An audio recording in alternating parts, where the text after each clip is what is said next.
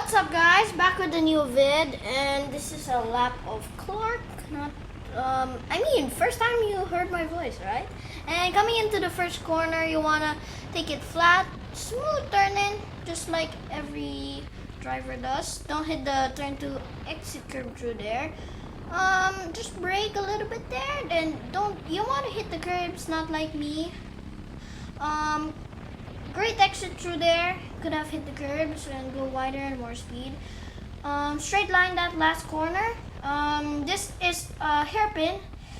Take this late apex and just really like mid corner, you just start lifting the brakes or a little bit earlier. Coming to this part, easy, small brakes through there, easy flat through this section, just like the SC section we saw a while ago that we should take straight line, I said. Brake through here, hit the curb, like what I did, not too much. Also the exit curb, and that's a lap of Clark.